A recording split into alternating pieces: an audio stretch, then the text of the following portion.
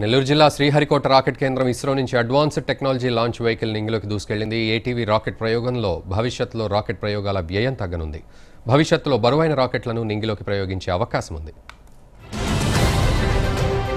భారత అంతరిక్ష ప్రయోగ కేంద్రమైన నెల్లూరు జిల్లాలోని శ్రీహరికోట రాకెట్ కేంద్రం నుంచి ఆదివారం ఉదయం 6 గంటలకు advanced technology launch vehicle ATV-2 నింగిలోకి దూసుకెళ్లింది. శాస్త్రవేత్తలు ప్రయోగాన్ని ఉదయం 6 గంటల నుంచి 10 గంటల్లోగా పూర్తి చేయాలని ముందుగా నిర్ణయించారు.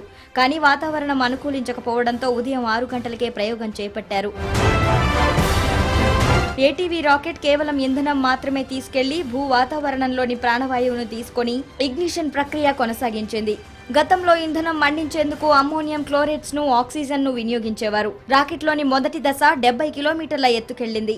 ఆ తరువాత కూస్టింగ్ దశలో రాకెట్ సెకన్కు 2 కిలోమీటర్ల వేగంతో నింగిలోకి వెళ్లింది. శాస్త్రవేత్తలు రాకెట్లోని రామ్ జెట్ ఇంజిన్ ను 5 సెకండ్ల పాటు పరీక్షించారు. ఏటీవీని పూర్తి స్థాయి స్వదేశీ పరిజ్ఞానంతో రూపొందించారు. ఈ ప్రయోగంతో భవిష్యత్తులో రాకెట్ ప్రయోగాల వ్యయం తగ్గనుంది. భవిష్యత్తులో బరువైన రాకెట్లను నింగిలోకి ప్రయోగించే అవకాశం ఉంది.